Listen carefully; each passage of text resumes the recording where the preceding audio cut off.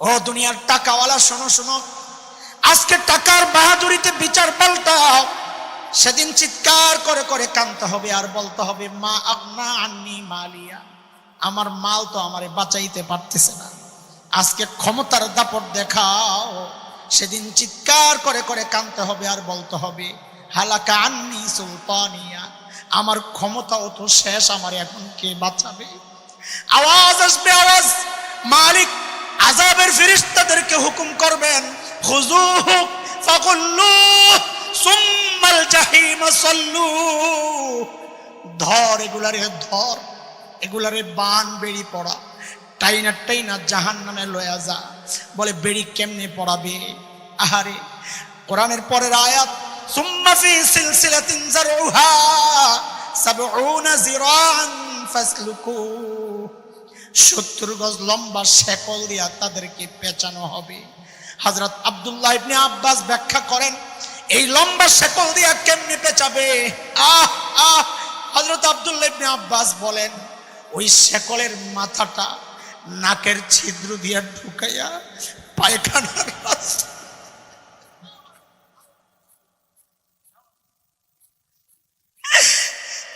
নাকের ছিদ্র দিয়া ঢুকাইয়া পায়খানার রাস্তা দিয়া বের করে পেঁচাইয়া পেঁচাইয়া নিয়ে এরে দোস্ত, এই কঠিন পরিস্থিতির মুখোমুখি যদি পড়তে না চাই, তাইলে পুঁজি বানাই, পুঁজি পুঁজি, আখিরাতের টার্গেট বানাই। কারণ মালিক বলেছেন, ওমান আরাদাল আখিরাহ ওয়া সাআ লাহা সা'য়াহা ওয়া হুয়া মুমিন ফাউলাইকা কানা সা'য়ুহুম মাশকুরা। আমাদের এক নম্বর ভুল, আমরা দুনিয়ার টার্গেট বানাইছি। টার্গেট বানানোর কথা বলেন না সবাই, টার্গেট বানানোর কথা বানাইছি। বলেন ইনশাআল্লাহ আখিরাতকে টার্গেট বানাবো, ইনশাআল্লাহ, ইনশাআল্লাহ টার্গেট, ইনশাআল্লাহ আখিরাত, ইনশাআল্লাহ। ২ নাম্বার, আমাদের ২ নাম্বার ভুল, মৌলিক ভুল এগুলা। মেহনত করা দরকার, রুহের মধ্যে মেহনত চলতেছে, বস্তুর মধ্যে আমরা বস্তুবাদী হয়ে গেছি। আরে আমাদের দ্বীনি কাজেও বস্তুর মধ্যে মেহনত চলতেছে। আমি একটা উদাহরণ দিলে বুঝবেন। মাহফিলের পোস্টার বানায় মসজিদের পক্ষ থেকে, মাহফিল পোস্টারে কি লেখে? মসজিদের উন্নয়ন কল্পে বিশাল ওয়াজ মাহফিল। আসলে হওয়া দরকার ছিল মুসল্লিদের ঈমান আকীদার উন্নয়ন কল্পে ওয়াজ। কেন? কারণ কি? ওই মসজিদ সাজাইতে হবে, মুসল্লি সাজুক না সাজুক তাতে কিচ্ছু যায় আসে না। এটা আমাদের মৌলিক আরেকটা মেহনত দরকার, রোহে মেহনত চলতেছে বাইরে। এই জন্য আমরা দুনিয়াও হারাই, আখিরাতও হারাই। ৩ নম্বর মৌলিক ভুল আমাদের, এটা বুঝার জন্য একটু বুঝেন। আমাদের এই বাহিরটা দেখে, আমার চেহারা আপনারা দেখতেছেন, টুপি দেখতেছেন, জামা, তো এই বাহিরটা দেখে মাখলুক, মানুষ, আর ভেতরটা দেখেন কে? হাদিসের কথা, মুসলিম শরীফের রিওয়ায়াত আসছে, ইন্নাল্লাহা ইয়ানজুরু, ইন্নাল্লাহা লা ইয়ানজুরু ইলা সুওয়ারিকুম ওয়া আমওয়ালিকুম ওয়ালাকিন ইয়ানজুরু ইলা কুলুবিকুম ওয়া আ'মালিকুম। আল্লাহ তাআলা তোমাদের বাহ্যিক দেখেন না, মাল দেখেন না, আল্লাহ দেখেন তোমার আমল এবং তোমার কলব। তাহলে আল্লাহ দেখেন ভিতর, মানুষ দেখে, বলেন বলেন, আল্লাহ দেখেন ভেতর, মানুষ দেখে। আমরা কতটা খারাপ চিন্তা করেন। আমিও আছি আসামি, আপনারা মনে করেন আমি আসামি না, আমিও আসামি, আমি আগেই বলে নিচ্ছি। আমরা কতটা খারাপ, যেটা মালিক দেখেন, খালিক দেখেন, ওইটার মধ্যে ওইটাকে পরিষ্কার পরিচ্ছন্ন রাখার ফিকির আমাদের মাথায় নাই। যেটা মানুষ দেখেন, ওইটাকে সুন্দর করার জন্য আমাদের কত টেনশন আর কত পেরেশানি। বিশেষ করে আমাদের মা বোনদের একটু লাগছে দাগ, এটারে লইয়া খালি আয়নায় যাইব, সুনু মাখবো, মলম মাখবো, এটা মাখবো, এটা খালি হারা দিন খালি এমনি করে। আরেক বড় বোনরে পরামর্শ চায়, বোনরে তোমারও তো বরণ ছিল, কেমনি দূর করছো, একটু পরামর্শ দাও। কত পেরেশানি, অথচ আখলাক নষ্ট, ভেতর নষ্ট, তার কোনো পেরেশানি নাই। আমাদের বাহ্যিক সুরত পরিবর্তনের জন্য এটাকে সুন্দর সাজায়া গোছায়া রাখার জন্যে, পরিষ্কার পরিচ্ছন্ন রাখার জন্যে আমাদের কত মেহনত, কত চেষ্টা, কত ফিকির, কিন্তু ভেতর সুন্দর করার জন্যে, আখলাক আর চরিত্র আমল আর কলব ঠিক করার জন্যে আমাদের মাথায় কোনো ব্যথা নাই, নিশ্চিন্ত জীবন যাপন করছি। কথা ঠিক না বেঠিক? আসামি দেখা ঠিক কর না আর কি, আমার বইলা বের করা লাগে। আমিও আসামি, আমরা এক দলে দলে এক ভাই। ওই যে বলেছিলাম আল্লাহর নবী সাল্লাল্লাহু আলাইহি ওয়াসাল্লাম সাহাবীদের মধ্যে যে মৌলিক পরিবর্তনগুলো আনতে পারছিলেন,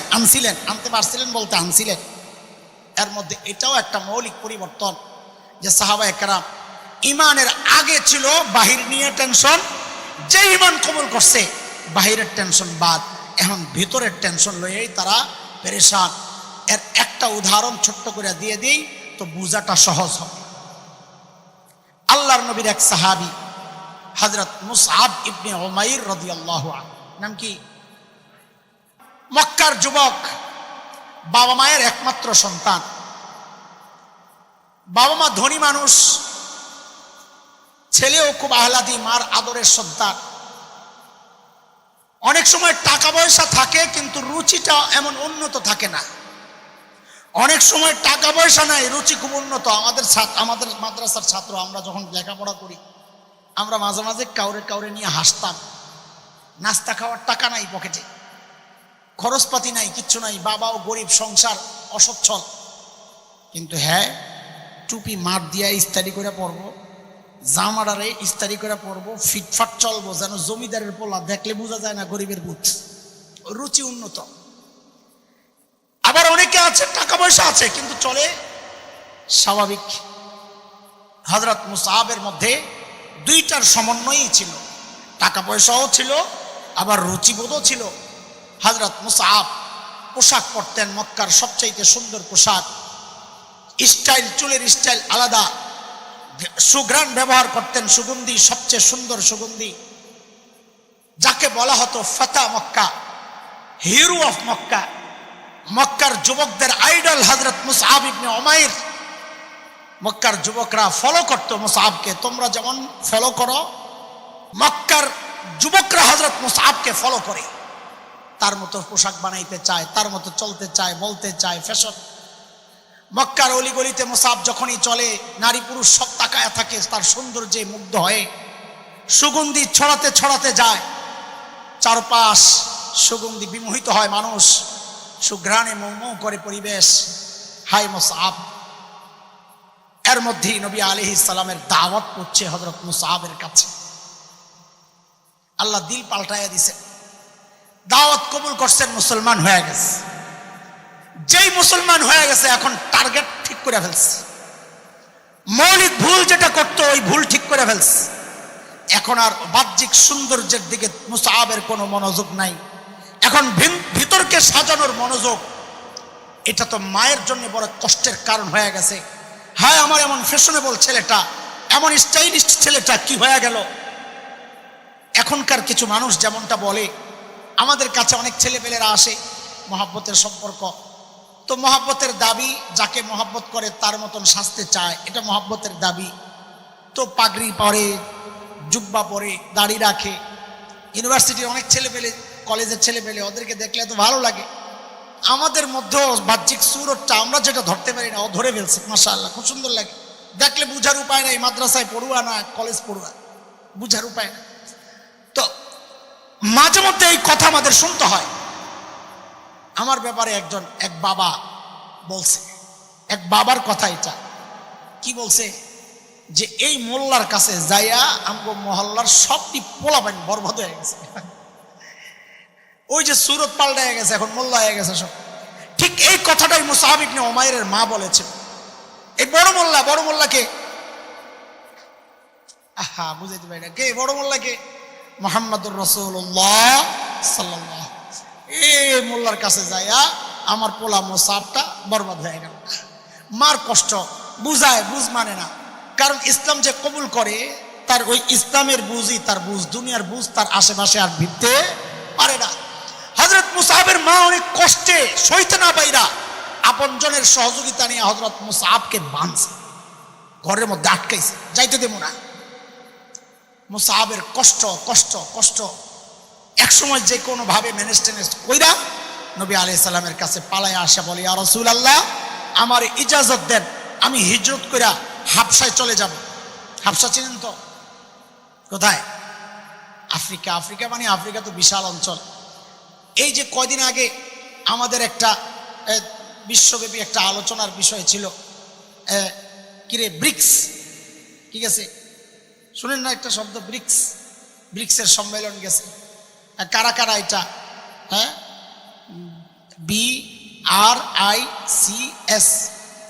তো 5টা দেশের প্রথম শব্দ মিলায়া ব্রাজিল, রাশিয়া আর ইন্ডিয়া, চায়না আর সাউথ আফ্রিকা, 5টা দেশ। তো তারা কিছু সহযোগী দেশ নিছে, আমরাও ক্যান্ডিডেট ছিলাম। তো ওরা নতুন কিছু সহযোগী দেশ যাদেরকে দিছে, সৌদি আরব, আরব আমিরাত, কাতার, এগুলা, এর সাথে আফ্রিকার একটা দেশ দিছে, ওইটার নাম হলো ইথিওপিয়া। যারা সচেতন তার জানার কথা, ওই ইথিওপিয়াই হচ্ছে নবী আলাইহিস সালামের যুগের হাবশা, আবিসিনিয়া, লোহিত সাগরের পশ্চিম পার। নবী আলাইহিস সালাম অনুমতি দিয়েছেন, যাও হাবশায় চলে যাও। ইতিমধ্যেই মুসলমান হযরত জাফর আত-তাইয়ার রাদিয়াল্লাহু আনহুর নেতৃত্বে হাবশায় চলে গেছে অনেক। হযরত জাফর হাবশায় আছেন, কিছুদিন পর আবার একটু মক্কায় আসছেন। কেন আসছেন? ঐতিহাসিকরা লেখেন মক্কার হালত জানার জন্যে, কেউ লেখেন মার কথা মনে পড়ছে দেখার জন্যে। কিন্তু আমি বলি ভিন্ন কথা। আমি সাহাবীদেরকে যতটুকু চিনেছি, আমার কাছে মনে হয় কারণ আরেকটা। কি কারণ সেটা? এটা একটু শোনেন। নবী আলাইহিস সালাম দেখেন যে ঘর থেকে বাইরে হয়ে কিছু সাহাবী ঘরের বাইরে কোনায় দাঁড়ায় থাকে। তো নবী আলাইহিস সালাম বাইরে জিজ্ঞেস করেন, কিছু জিজ্ঞেস করবা? কয় না ইয়া রাসূলুল্লাহ। ঠিক আছে। আচ্ছা, প্রায় দেখে দাঁড়ায় থাকে কিন্তু কিছু জিজ্ঞেস করে না। আপনি বলেন, আপনার ঘরের কোনায় কেউ দাঁড়ায় থাকলে, প্রতিদিন আয়াজি দেখেন দাঁড়ায় রয়েছে কিন্তু কিছু জিজ্ঞেস করে না, তা আপনার কাছে একটু কেমন কেমন লাগবে না? তো নবী আলাইহিস সালাম বলেন, আরে কিছু জিজ্ঞেস করে না তো, এখানে দাঁড়ায় থাকো, কি বিষয় কি? তো সাহাবীর জবাব কি? ইয়া রাসূলুল্লাহ, ঘর থেকে বের হইতো এই নিয়তে, কখন আপনি একটু বের হবেন, আপনার একটু দেখব। কারণ সাহাবায়ে কেরাম নবীকে দেখার জন্য অস্থির থাকতেন। তো আমার কাছে মনে হয় হযরত মুসআব মক্কায় ঢুকছেন মাকে দেখার জন্য না, মক্কার খবর নেওয়ার জন্য না, আরে কতদিন নবীরে দেখি না সাল্লাল্লাহু আলাইহি সাল্লাম, একটু হাবিবে কিবরিয়ার চেহারাটা দেখার জন্য।